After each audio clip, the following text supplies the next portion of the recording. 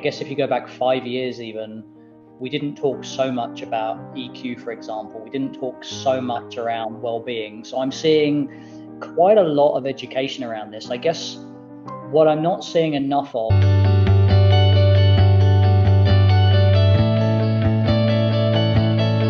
And we go live. You also notice that in some of these traditional organizations where they fail to remain innovative as they were like 10 or 20 years ago, do you think that employee reskilling around the latest business trends helps? I know like Google is big time into upskilling its own employees, and I think the fact that it is a new age company, it constantly reinvents itself.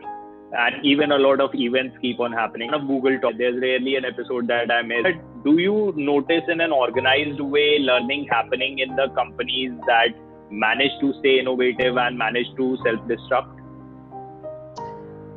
I'm seeing quite a lot of the learning in the sense of Google style talks and even sometimes some hard skill training, even soft skill training. I'm seeing quite a lot of that because I guess if you go back 5 years even, we didn't talk so much about EQ, for example. We didn't talk so much around well-being. So I'm seeing quite a lot of education around this. I guess what I'm not seeing enough of is the mechanisms to then help the staff to deploy these newfound skills.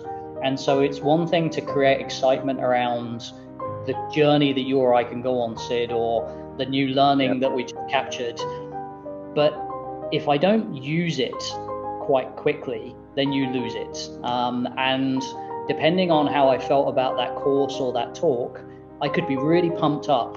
And then if I find there's no way to use it, that suddenly becomes actually demoralizing. And so I think if you don't follow up with mechanisms, I use that term, mechanisms, to allow people to try and fail, but over time get better at these things, or to deploy the skills that you desire they have, I think it can actually end up becoming a negative thing. And I'm not saying don't train, don't do the talks, don't raise awareness. I think firms, particularly the examples you've given this morning, they need to have mechanisms for people to actually unleash these new creative juices that they have and unleash the learnings around well-being and collaboration, because otherwise it's ultimately a poor investment, I think.